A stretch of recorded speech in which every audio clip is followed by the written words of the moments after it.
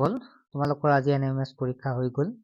আশা কৰোঁ সকলো ছাত্ৰ ছাত্ৰীয়ে ভাল হৈছে আৰু সকলোৱে স্কলাৰশ্বিপটো পাওক তাকে আশা কৰিছোঁ, যিহেতু সকলোৱে কষ্ট কৰি পৰীক্ষাটো দিছিল। যিয়েই নহওক মোৰ ভাল লাগিছে কিয়নো প্ৰায় কমন পৰিছে আৰু তোমালোকৰ বহুতে SMS বা ফোনৰ জৰিয়তে জনাইছে যে আটাইখিনি পাৰিছে বুলি। চ' আমি তাত হোৱাটছএপত যিসকল জইন আছে তোমালোকৰ পৰা মই মতামতো পাইছোঁ যে প্ৰায় 130ৰ ওপৰত নম্বৰ পাইছে, বেছিভাগেই সেইখিনি পাব সক্ষম হৈছে। যিয়েই নহওক সকলোৱে পাছ কৰক সেইটোৱে আশা কৰিছোঁ। এতিয়া আহিল মেইন কথা হ'ল কাট অফ। যিমান এক্সপ্লেইন মই কৰি আছোঁ যে কিমান এনচাৰ পাইছা, সকলোখিনি মই এনচাৰখিনি কৰি আছোঁ, তাৰ মাজত এটা কমেণ্ট বিশেষকৈ আহি আছে যাৰ কাট অফ কিমান যাব, কিমান পালে পাছ কৰিব পাৰিম। চ' যিটো পৰীক্ষা গ'ল এতিয়া এক্সপ্লেইন কৰাৰ সময় আহিল, যিটো তোমালোকে পৰীক্ষাটো দি আহিলে এতিয়া তোমালোকৰ ইচ্ছা যাব। তাৰ আগতে জনাব বিচাৰোঁ ছাত্ৰ ছাত্ৰীসকল, তেনেকুৱাকৈ এনএমএছ পৰীক্ষাত তোমালোকক যিখিনি আমি হেল্প কৰিব পাৰিলোঁ, ঠিক তেনেদৰে আকৌ তোমালোকক হেল্প কৰিব বিচাৰিছোঁ। বছৰেকীয়া পৰীক্ষালৈকে মাত্ৰ তোমালোকক 100 টকা পেমেণ্ট কৰাৰ লগে লগে তোমালোক প্ৰায় বছৰেকীয়া পৰীক্ষালৈকে প্ৰায় 3 মাহ, ডিচেম্বৰ, জানুৱাৰী, ফেব্ৰুৱাৰী, মাৰ্চত যিটো লাষ্টৰ ফালে পৰীক্ষা হ'ব, প্ৰায় 3 মাহ ধৰিছোঁ।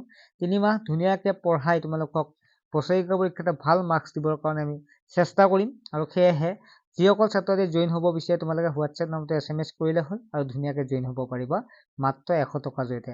Maths, science, social science, English grammar আটাইখিনি তোমালোকক পঢ়ুৱাম। ছাত্ৰ ছাত্ৰীসকল যিয়েই নহওক এতিয়া আমি মেইন টপিকটো আলোচনা কৰিম যে এই পৰীক্ষাটোত কিমান পালে পাছ কৰিবা।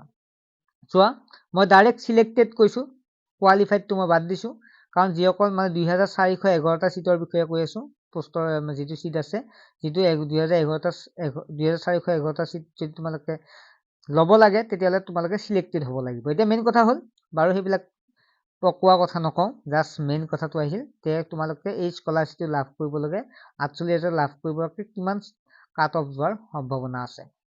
যদি মই চাওঁ তেতিয়াহ'লে 2-3 বছৰ আগত যদি চাওঁ, যোৱা বছৰ বা তাৰ উপৰি বছৰ যদি মই আগত চাওঁ তেতিয়াহ'লে 90+ পালেই, 2খন পেপাৰ মিলি 90+ পালে এজন জেনেৰেল ষ্টুডেণ্টে ধুনীয়াকৈ পৰীক্ষাটো পাছ কৰিব পাৰিছিল।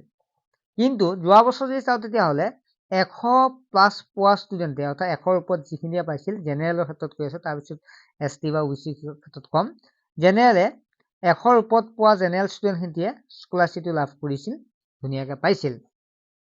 গতিকে এইবাৰৰ কথাটো আহিল, যদি আমি চাওঁ ভালদৰে চাওঁ তেতিয়াহ'লে এইবাৰো ঠিক তেনেদৰে 100ৰ ওপৰত পোৱা ষ্টুডেণ্টখিনিয়ে স্কলাৰশ্বিপটো আশা কৰিব পাৰে। মই এইটোও নকওঁ কোনোবাই যে 90 পাইছে তেওঁলোকে আশা কৰিব নোৱাৰিব, তেনেকুৱা নহয়। কেতিয়াবা কাট অফটো পিছুৱাই যায়, 90 পায়ো পাব পাৰা, কোনো কথা নাই, জেনেৰেলৰ ক্ষেত্ৰত কৈ আছোঁ মই। গতিকে 100 পালে তোমালোকৰ 100ৰ ওপৰত যিসকলে পাইছা তোমালোকে নিশ্চিন্ত থাকা, স্কলাৰশ্বিপটো ধুনীয়াকৈ পাবা, ঠিক আছে। আৰু যিসকলে 110, 120 পাইছা তোমালোকে চিন্তাই কৰিব নালাগে, ধুনীয়াকৈ 48,000 টকা ল'বৰ কাৰণে সাজু হোৱা, ঠিক আছে। কিন্তু 90 যিসকলে পাইছে, 90ৰ ওপৰত পাইছে, তেওঁলোকৰ হতাশা হোৱাৰ কোনো প্ৰয়োজন নাই, কাৰণ আগে বা কেতিয়াবা কি দেখা পোৱা যায়, কেতিয়াবা 80 নম্বৰ পায়ো স্কলাৰশ্বিপটো লাভ কৰিছে, 80 নম্বৰ পায়ো স্কলাৰশ্বিপ লাভ কৰিছে। গতিকে যিসকলে 90 বা 90ৰ তলত পাইছা, 100ৰ তলত পাইছা, তোমালোকৰ মন মাৰি দিব লগা কোনো প্ৰয়োজন নাই, কিয়নো এইটো মই যোৱাবাৰ ৰেকৰ্ড চাইহে কৈ আছোঁ ৰিজাল্টটো। এইবাৰ কম হ'বও পাৰে, কাৰণ ষ্টুডেণ্টে কিমানে এপ্লাই কৰিছে আমি এতিয়ালৈকে নাজানো। গতিকে ষ্টুডেণ্টে যদি কম এপ্লাই কৰিছে, ধুনীয়াকৈ ছাত্ৰ ছাত্ৰীয়ে কম নম্বৰটো পাই যাব পাৰে। গতিকে মই এটাই ক'ম, যিসকলে 100ৰ ওপৰত পাইছে তোমালোকে চিন্তা একেবাৰে কৰিব নালাগে, পাছ কৰাৰ চান্স বহুত আছে, ঠিক আছে। 100ৰ ওপৰত পোৱাখিনিয়ে, 100+ পোৱাখিনিয়ে, আৰু যিসকলে 90 বা 80, 90ৰ তলতো পাইছে বা 90ৰ ওপৰতো পাইছে, তোমালোকৰ ইমান চিন্তা কৰিব নালাগে, কাট অফ পাই যাব পাৰা, ঠিক আছে। বুজি পালা কি কৈছোঁ মই? 100ৰ ওপৰখিনি নিশ্চিন্ত থাকা, যোৱাবাৰ 100ৰ ওপৰতে পাইছিল, এইবাৰো মোৰ বিশ্বাস 100ৰ ওপৰত নাযায়, তলত 100ৰ ওপৰত পালেই পোৱাৰ চান্স বহুত আছে। আৰু 90 বা তাতকৈ তলত পোৱা ষ্টুডেণ্টখিনিও মন মাৰি দিব নালাগে, কেতিয়াবা তাতকৈ কমতো ষ্টুডেণ্টে পাছ কৰি গৈছে, ঠিক আছে। সেইকাৰণে মন কোনেও মাৰিব নালাগে। পৰীক্ষা ৰিজাল্ট দিয়া নাই নহয়, গতিকে চিন্তা নকৰিবা, মই কোনো ৰিজাল্ট দিয়া নাই, মই জাষ্ট কথাটোহে কৈছোঁ আগৰ এনালাইচিছ কৰি, কাৰণ মন বেয়া লাগিবৰ কাৰণে কোৱা নাই। কোনোবাই ধৰক 80 পাইছে যে মই নাপাম নেকি, একদম মন ভাঙি নিদিবা, 80টো পাই গৈছে তাৰ আগৰ বছৰ, 80টো পাই গৈছে। গতিকে আমি ডাইৰেক্ট ৰিজাল্ট আমি ক'ব নোৱাৰোঁ, তথাপিতো মই এইটো ক'ব পাৰোঁ, 100ৰ ওপৰত পোৱা ষ্টুডেণ্টখিনি একদম টেনশ্যন ল'ব নালাগে, ইমান টেনশ্যন ল'ব নালাগে। ঠিক আছে, জেনেৰেলৰখিনি কৈ আছো দেই, জেনেৰেলখিনি কৈ আছো। আৰু 80 পালেও চিন্তা কৰিব নালাগে, পোৱাৰ চান্স কিছু আছে। এতিয়া ST OBC যোৱাবাৰ যদি মই চাওঁ তেতিয়াহ'লে 61ত পাইছিল, আগৰবাৰতো একদম আৰু কমত পাইছিল। গতিকে মই যিসকল SC OBC আছে মই ধৰিছো 80 ওপৰত পোৱা ষ্টুডেণ্টখিনিয়ে পাছ কৰাৰ চান্সটো বহুত আছে। ঠিক আছে, 80 90 এইখিনি ওপৰত পোৱা ষ্টুডেণ্টখিনিয়ে বহুত পাছ কৰাৰ চান্স আছে। তাৰ তলত পালেও মন ভাঙি দিব নালাগে। এতিয়া কোনসকলে একেবাৰে নাপাব চোৱাচোন, মই কোনবিলাক একেবাৰে নাপাব কৈছো। যিসকলে 32% পাইছে যে OBC, দুইখনত 32 বুলি কওঁতে 28 মান হ'ব না, 28 ইমান মান ধৰিলো। মানে 50 নম্বৰ মান তলত পালে পোৱাৰ চান্স নাথাকে, তাৰ ওপৰত পালে পোৱাৰ চান্সটো থাকে। কাৰণ পাছ কৰাৰ মাৰ্কে হৈছে 32%, মানে কোৱালিফাইড 32%, আৰু 40% হৈছে জেনেৰেলৰ। 40 হৈছে 36 মান হ'ব। 36 36 6 6 12 2 হাতে গ'লে 3 3 6 7 7, মানে 62ৰ ওপৰত পালে এজন ষ্টুডেণ্টে কোৱালিফাইড হ'বই, তেওঁলোকে চাৰ্টিফিকেট পাবই। ঠিক আছে, 62ৰ তলত পালে দুইখন মিলি তেতিয়াহ'লে এজন জেনেৰেল ষ্টুডেণ্টে স্কলাৰশ্বিপটো নাপাব। কিন্তু OBC বা SC ST কাৰণেতো একদম সুবিধা, যোৱাবাৰ 61 নম্বৰ পাই ষ্টুডেণ্টে পাছ কৰি গৈছিল। গতিকে কি ক'ব বিচাৰিছো, মই ডাইৰেক্ট যদি কাট অফটো কওঁ, মন বেয়া লাগিব কাৰো নালাগে, মই কাট অফটো মই জাষ্ট কৈছো। কাট অফটো হৈছে জেনেৰেলৰ ক্ষেত্ৰত 100 প্লাছ পালে ষ্টুডেণ্টে পোৱাৰ চান্স আছে।